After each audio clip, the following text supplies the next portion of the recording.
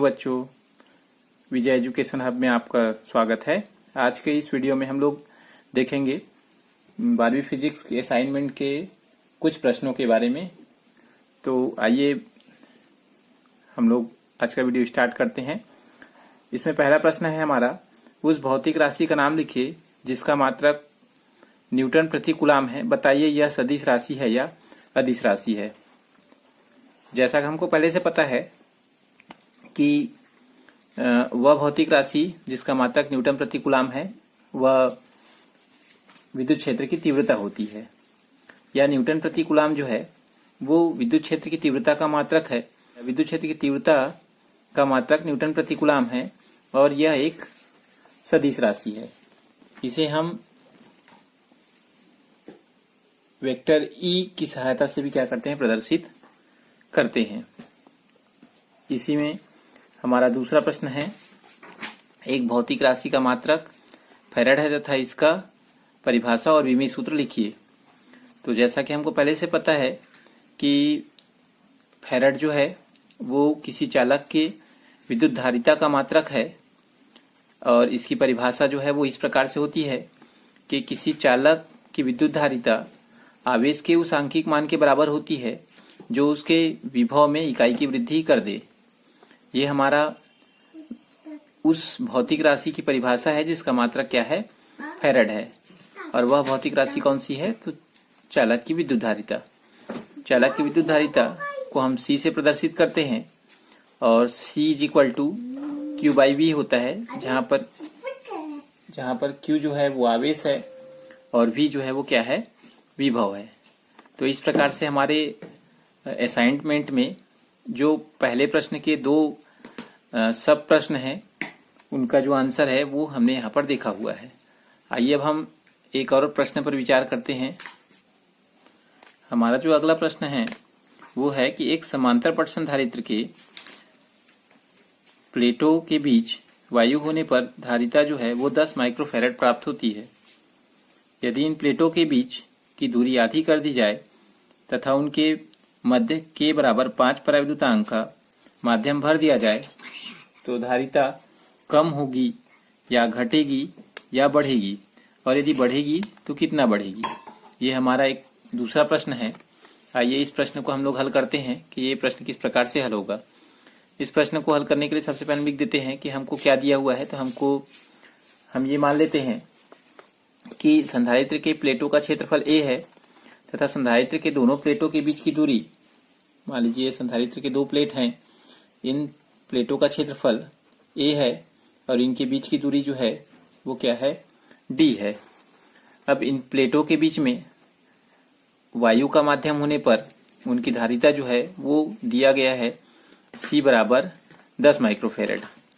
यदि प्लेटों के बीच वायु माध्यम होने पर उसकी धारिता जो है वो दिया गया है कि 10 माइक्रोफैराड होती है। अब हमको पता है कि समांतर पट संधारित्र की धारिता का सूत्र क्या होता है, तो C is equal to epsilon naught A by D होता है।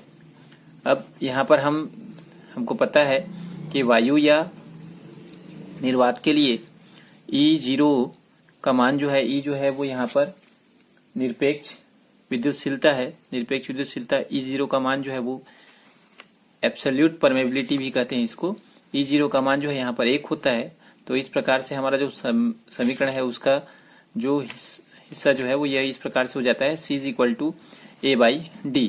अब हमको पता है कि यहाँ पर C का मान जो है वो 10 माइक्रोफैराड दिया हुआ है, तो C के स्थान पर हम 10 माइक्रोफैराड लिख देते हैं और ये A का A हो गया और D का D हो गया। ये हो गया समीकरण 1 हमारा। अब इसी प्रकार से हम देखते हैं, अब हम संधारित्र के दूसरे कंडीशन के बारे में विचार करते हैं।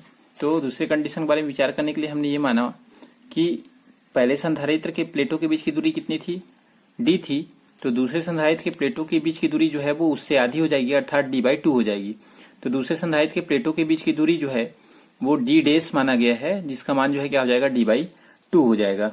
ठीक इसी प्रकार से हमने ये माना कि दूसरे संधारित्र की धारिता जो है क्या है, C1 है। पहले संधारित्र की धारिता हमने क्या माना हुआ था, C माना हुआ था। दूसरे संधारित्र की धारिता जो है क्या हो जाएगी, C डैश हो जाएगी। तो अब दिया गया है कि संधारित्र के प्लेटों के बीच में जो परावैद्युत पदार्थ भरा हुआ है उसका परावैद्युतांक जो है वो कितना होगा, 5 होगा करके। तो हमने ये माना कि प्लेटों के बीच भरे हुए संधारित्र के प्लेटों के बीच भरे हुए पदार्थ का पराविद्युतांक ER मान लेते हैं, तो ER का मान जो है वो क्या हो जाएगी, 5 हो जाएगी। अब ऑलरेडी हमको पता है कि किसी संधारित्र की धारिता का सूत्र जो है क्या होता है, तो C is equal to E by दूरी होता है। ठीक है, दूरी मतलब यहाँ पर D/2 है, तो हमने मान रख दिया संधारित्र की धारिता कितनी है, तो C डैश है, ER का ER हो गया यहाँ पर, और A जो है वो क्षेत्रफल होता है, और दूरी जो है यहाँ पर क्या है, D/2 है। ये जो समीकरण है वो पहले समीकरण के समान ही है, ये C is equal to epsilon naught A/D ही है ये, लेकिन चूंकि यहाँ पे पराविद्युतांक जो है वो बदल गया है, इसलिए ER रखा गया है, और जो दूरी थी वो क्या हो गई है, D/2 हो गई है। अब इस प्रकार से हम इस समीकरण को आगे बढ़ाते हैं। तो सबसे पहले हम ये देखते हैं कि हमारा ER का मान जो है वो कितना दिया है, पराविद्युतांक जो है वो 5 दिया गया है, तो ये 5 रख दिया गया, और बाकी समीकरण का जो हिस्सा है वो जस का तस है। अब इसके बाद हम ये देखते हैं कि यहाँ पर 2 भिन्न है, तो नीचे वाले भिन्न को हम क्या करते हैं, पलट के गुणा कर देते हैं। तो चलिए हम पलट के इसको गुणा कर देते हैं। ये पलट के हमने इसको क्या किया, गुणा किया, तो यहाँ पर जो D/2 था वो क्या हो गया, 2/D हो गया। अब इसके बाद इसको आपस में गुणा कर देते हैं, तो ये 5 और 2 का गुणा कितना हो गया, 10, 10/D। ये हमारा समीकरण 2 है। हमारा समीकरण 2 बोलता है कि C dash is equal to 10A/D, और जबकि समीकरण 1 जो है वो बोल रहा था 10 इज इक्वल टू A/D। अब दोनों संधारित्र के प्लेटों की धारिता को हमको क्या करना है, आपस में तुलना करना है, इसलिए हमने क्या किया यहाँ पे समीकरण 1 को समीकरण 2 से क्या कर देते हैं, भाग देते हैं। तो समीकरण 1 जो है वो हमारा हमको पता है 10 इज इक्वल टू AD था, इसको हमने क्या किया, समीकरण 2 से C dash is equal to 10A/AD से क्या कर दिया, भाग दे दिया। अब हमको फिर से पता चल रहा है कि समीकरण के दूसरे हिस्से पर क्या है, 2 भिन्न है, इनको वापस हम क्या करते हैं, पलटा के आपस में गुणा कर देते हैं। तो गुणा करने पर हमारा जो समीकरण है वो इस प्रकार से प्राप्त होता है, 10/C dash is equal to AD, और ये 10A/D जो है वो पलट के गुणा हो जाता है। अब यहाँ पर A से A कैंसिल हो जाता है, और D से D कैंसिल हो जाता है, और समीकरण का जो हिस्सा है हमको इस प्रकार से प्राप्त होता है, 10C इज इक्वल टू 1/10। यहाँ पर 10 और 10 का तिर्यक गुणा कर देते हैं, तो 10 और 10 का गुणा करके क्या हो जाता है, ये C dash is equal to 10 into 10 is equal to 100 हो जाता है। तो हमारा जो नए जो संधारित्र, जो पराविद्युत पदार्थ वाला संधारित्र है, उसकी धारिता जो है हमको कितनी प्राप्त होती है, C dash is equal to 10 microfarad जो है, 100 माइक्रोफेरेड जो है वो क्या होती है, प्राप्त होती है।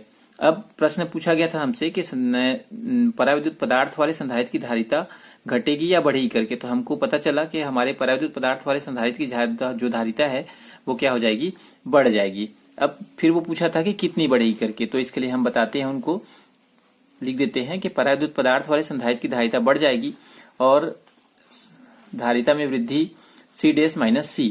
C डैश का मान कितना आया है, 100 आया है, जबकि C का मान हमको कितना दिया गया था, 100 में से 10 को माइनस कर देते हैं, तो 90 माइक्रोफैराड क्या होती है, हमको प्राप्त होती है। अभी हम इसका आंसर लिख देते हैं कि संधारित्र की धारिता जो है वो क्या हो जाएगी, 90 माइक्रोफैराड बढ़ जाएगी। तो इस प्रकार से हम इस वीडियो में हमने 12वीं फिजिक्स असाइनमेंट के 2 प्रश्नों के बारे में आंसर दिया है। आगे की वीडियो के लिए चैनल को सब्सक्राइब करें।